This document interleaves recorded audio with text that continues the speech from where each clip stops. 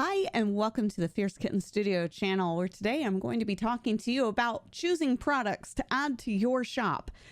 So let's get right into it. So I'm going to start off by saying that I have been doing this for about 20 years now. I've been selling handbags for about that long. And I have monetized every hobby that I have ever started because I can't have nice things without making money from them. It's a guilt thing. So I'm going to be covering my business strategy and what has worked for me for the past 20 years. This may not work for everyone. This may not even be how you want to conduct your business, and that's okay. The key takeaway here is to learn how I have successfully run a business and me passing that information on to you. You may choose to or not to like the information that I am presenting to you, and that is your choice. And this is fine, really. Anywho, I tend to cater to a wide variety of customers. I have people from all different walks of life and age ranges and tolerance levels for boutique-y style items. This isn't to say that I don't have $100, $150 purses and backpacks listed on my shop, but it's to say that I also have a variety of price ranges covered to cater to people who may not want a big boutique custom bag. I sell a lot of things that are, in the $20 to $50 range. That sells better for me. I don't underprice myself, nor do I underprice anybody that could be considered to be a competitor. But what I have found is that in a span of 3 months, I might sell $100, $150 purse, whereas I'll turn around and I will sell, 5, 6, maybe even 10 smaller items that range between $20 and $50. And I end up making more because they take less time to produce. They take less materials, and they're quicker for me to kind of cobble together because they don't have a bunch of wonky requirements or high need. Like they're not very needy in terms of needing like fancy things. Did I already say that? I think I already said that. So anywho, we're going to take the Gordon Ramsay approach to limiting your menu. When you're first starting out and you're trying to choose what products you want to offer on your boutique store, it is great if you want to offer a ton of things. But if you end up being the Cheesecake Factory of the handmade world, you're going to find that it's not only going to stress you out trying to keep up with everything, but it'll also stress out your customers trying to go to your website and figure out like how everything works, where all your stuff is. And they're going to look at it and go, oh my gosh, there's so many things that I could purchase. I don't know what's going on. So you don't want to overwhelm the potential customer. This can be abated with good organization. So like if you were to go and look at my shop website, you could see that I have categories and then subcategories, and I drive the customer to where they want to go with thumbnail images and wonderful navigation options. These things kind of help abate that. But if you're say you're on Etsy and you don't have a whole heck of a lot of control over your categorization, because it's basically like flat categories. If you offer, key fobs and wristlets and backpacks and messenger bags and all this stuff, it might be overwhelming. And the other thing is your categories will look really sparse if you only have like 1 or 2 things in each category. So that's why I advise to kind of like sit down and think about what it is that you want to actually offer and choose your top 5 items. And so that's when I'm going to actually roll into immediately telling you what my top items are and why I love them. I try to choose items that are low stress. They're quick to produce because they have low material requirements. They don't have fancy sewing techniques that are required to get something done. They don't have a million pattern pieces, which I know I'm guilty as charged because of the Mighty Messenger. Please forgive me. It does have a lot of pattern pieces. Okay, I get it. I'm sorry. Okay. So I try to choose from these things that are fast, things that I know I can get done very quickly. And the other thing is like choosing materials that will help me get there. I have a whole video talking about waterproof canvas and how I use that as my linings because it saves me so much time from having to cut interfacing and then also adhere interfacing to the base fabric, but it's also a cost-cutting measure. Now, pricing I will go into in a completely different video. I only wanted to touch on it there because that is also an aspect of choosing your products, is understanding the costs that go into them. So you want the biggest profit margin. It's your biggest bang for your buck. So let's roll into that, go right into talking about that. So coin purses. Hello. These tiny things are the best scrap busters. So I make these guys and I sell them for $20. They're great low items that people can purchase. They're still handmade. They're still awesome. They're just big enough, to act as maybe a singular wallet. And I love making these little guys. They're great for dealing with the scraps. Like I said, this was a custom fabric and I didn't want to toss the last little remnants of it. And so I used the remnants for this. And these sell really well. These are great. And you can also put a little tab out to the side with like a keychain fob if you really wanted to do that. I don't for these.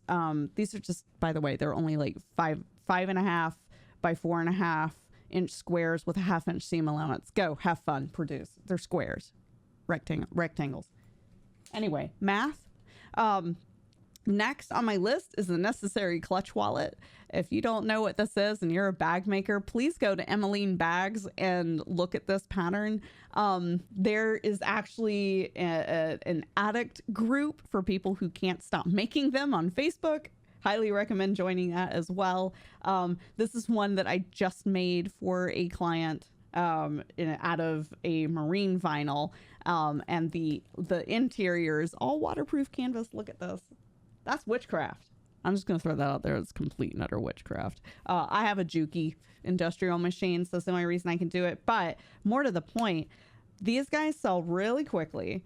They don't actually take a ton of materials. And the pattern pieces are really just a bunch of squares and rectangles. It's not really difficult, and once you learn the pattern you can just run through. They're great for assembly line sewing. I do things in whole swaths. I will say I don't usually do the larger version. This is the actual original size.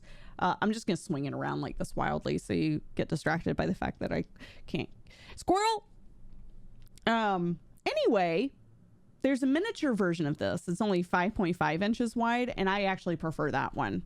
That one's a lot easier to put together, and you can get all the pattern pieces in acrylic, whereas with this one, I was only able to get the main piece in acrylic, because the thing is, like, do you really need an 18-inch by 17-inch, piece of acrylic for the card slots? Really, you don't. But yeah, I can go into a whole video on how to make these and how to do it quickly, which actually is a really good idea. I should write that down. Okay, next. And these last two are actually free patterns by Blue Collar. Love them. I've got a whole video again on this one. This is the clematis. It is a wristlet. It is very quick. Oh, it helps if I put it on the correct side. Anyway, it's very fast to put together. I usually do these 6 to 8 at a time. And especially if you use the waterproof canvas as the lining, you don't really have to worry about like fleece and stuff. I use Decovil. I don't like fleece. It shrinks it and it bubbles up. It looks really weird. So I have to be careful with it. And I don't like that because it means it takes more time. So, yeah, it's good. Now it does come, the pattern comes with like a pocket on the inside, but I never understood why anybody would put a slip pocket on a bag that gets swung around like this. So I don't do it. And I have a steadfast rule to not actually put pockets in smaller bags. I won't do it. It saves me a lot of time. But the other thing is, like, myself as a user of bags, like, especially with this one, it's like, why would I want a pocket for a pocket? That's an absolute yo dog moment. That's not necessary. So that's the clematis, and this is the sweet pea. This is a very small messenger bag. It is adorable. Okay. I actually really love this one. It's good for kids. You'll get a lot of clients who will want to buy a cute bag for their kids. But it carries like the essentials. That's it. If you're going out and about and you want the essentials, this bag is it. It's very quick to put together. There's like 1, 2, 3 pattern pieces, especially if you don't do the interior pocket like me. That's not a jerk move. It's just literally, it's like, why? I don't get it. It's like my cat's poop bigger than this. So I don't understand why anybody would want a pocket. Anyway, that's a tangent. Sorry. So yeah, I love these because it gives you a messenger bag option, because a lot of people like this messenger satchel style. And that's great. But these guys, the key reason why, at least for these 4, that I like to make those and produce those, is because it's the low number of pattern pieces. I hate cutting. I absolutely cannot stand going to the cutting table and cutting out fabric. I want to get to the sewing. The interfacing part isn't as bad now that I have a heat press, but I still hate my life when I have to go and do all the interfacing stuff too. And despite having like production style management of my inventory and the way that I produce bags, whatever, you know, it can still get a little annoying with like interfacing and cutting and all that. So I try to keep that to a minimum. So if I'm going to stock up for something like a show or to put things up on my shop, like when I was getting ready for the holidays, I was mass producing these, you know, it's trying to keep things to a minimum. The amount of time that it takes matters. It really does. The number of materials, the advanced hardware, how much hardware does it require? How do you have to put the straps on? Because to be honest, I would much rather do a crossbody adjustable strap than the Lola with the 2 hanging off of the side, because then you have to make the strap connectors and the individual straps, and you have to rivet them in place, and all this is like and all the stuff that goes into it. So it just adds that level of complexity. It's like, oh, I don't want to do this today. So consider that when you're choosing your products. So one thing I would say before we wrap up is to get a notebook. You know, this is what I like to write things down in my notebook and keep tabs on ideas and business things, but have a business plan put together, trying to figure out who you want to target as an audience, what price ranges you would like to aim for, what products that you would enjoy making in bulk.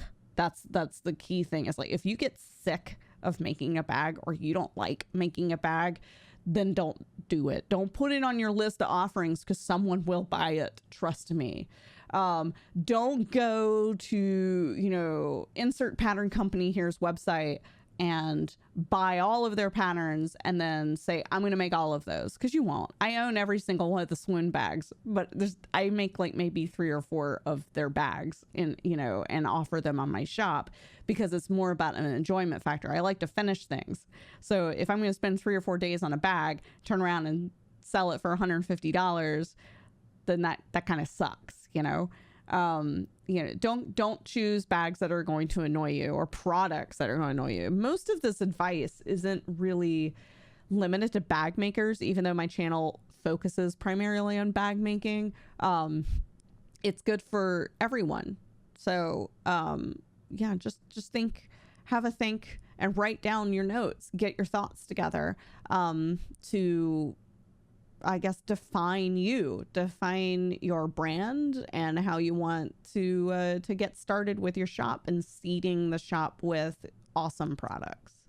I hope this video helped you. I'm going to be going into pricing in the next one. That is going to be a lot more in depth than the overview of getting started in a bag making business video. And I want to make sure that I cover that in detail, which is why I glossed over the waterproof canvas portion. But yeah, feel free to leave comments below. Let me know what you think. You know, how has your business worked for you? Do you have, other viewpoints from the things that I've said? Because that's awesome. It helps everybody grow. And I love to share this information with everyone. So thank you very much.